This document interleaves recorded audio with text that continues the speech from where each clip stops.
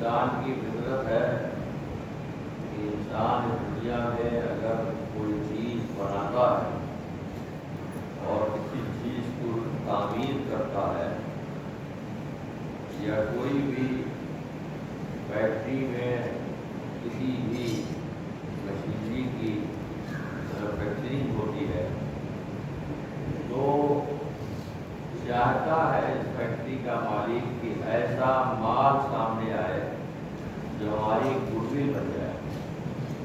اور ہمارا اس کے ذریعے دنیا کے سامنے تعارف ہو جائے،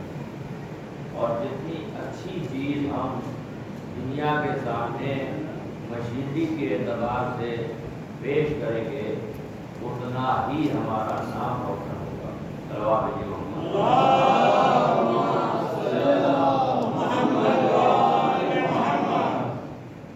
آپ نے دیکھا ہوگا کہ اگر ایک چھوٹی سی کوئی مشین بھی بنائی جاتی ہے تو بنانے والا یہ چاہتا ہے کہ یہ مارکیٹ میں جب آئے تو یہ برقرار رہے اور اس کے ذریعے لوگ پہچانے کہ کس کمپنی کا یہ بنا ہوا ہے۔ لیکن وہ چھوٹی سی چھوٹی بھی مشین بناتا ہے،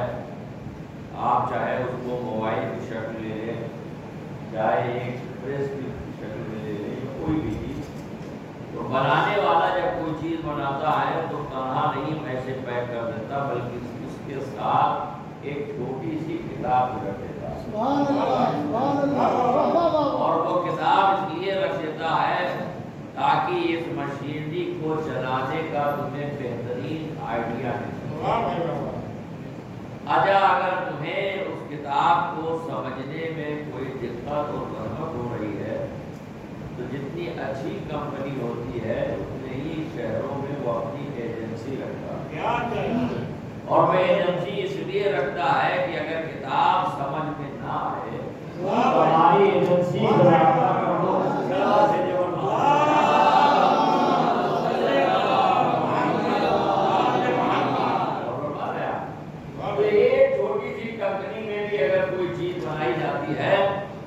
تو وہ اس کی گڈ ول کے لیے، اس کی بہتری کے لیے، اپنے مستقبل کے لیے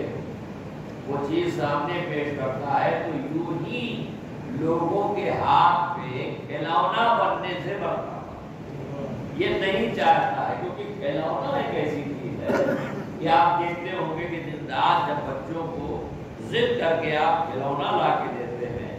تو یہ اپنی مرضی سے کھیلتے ہیں، اگر سمجھ میں آیا کھیلا نہیں تو توڑ دیا۔ لہذا آج کی کمپنی والے جب کوئی چیز سامنے لاتے ہیں تو وہ یہ نہیں چاہتے ہیں کہ ہماری بنائی ہوئی چیز کھلونا بن جائے،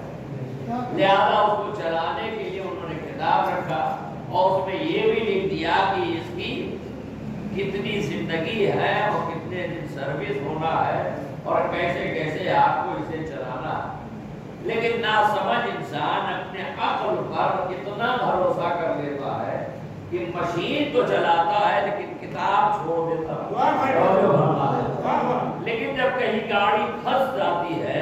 تو کہتا لاؤ وہ کتاب نکالو، اور جب کتاب نکالے اور کتاب سمجھ میں نہیں آتی ہے کیونکہ کچھ چیزیں ایسی ہوتی ہیں کتاب میں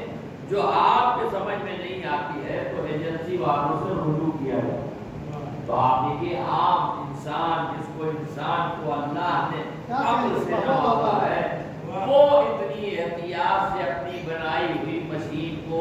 دنیا والوں کے ہاتھ کے حوالے کرے کہ جس خدا نے عقل پیدا کیا ہے جب وہ انسان کو پیدا کرے گا تو کیا وہ نہیں جانتا کہ یہ انسان بھی ایک مشین ہے،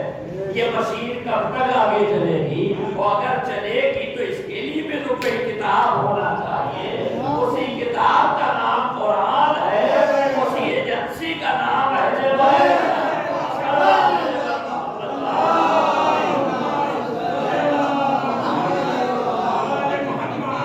اور یہ کیوں ہے؟ یہ اس لیے ہے کہ تاکہ آپ اس کو صحیح طور سے استعمال کرنے کا طریقہ معلوم، چھوٹی چیز جو معاملات ختم ہو جاتے ہیں۔ ایجنسیاں جو رکھی گئی، ایجنسیاں اس لیے رکھی گئی ہیں کہ جتنی بھی بڑی کمپنیاں ہیں وہ اپنی ایجنسیاں کیوں رکھتے ہیں؟ تاکہ یہ بنا ہوا ہمارا مال کسی غیر کے ہاتھ اگر لگ جائے گا تو یہ اس کو بجائے بنانے کے بگاڑنے کے ہاتھ میں آ جائے. ہم نے کہا بگاڑنے کے کیوں؟ کہا جب کوئی بڑی کمپنی ہوتی ہے تو جو نقلی والے ہوتے ہیں وہ کبھی اصلی کو برداشت نہیں کرتے، لہذا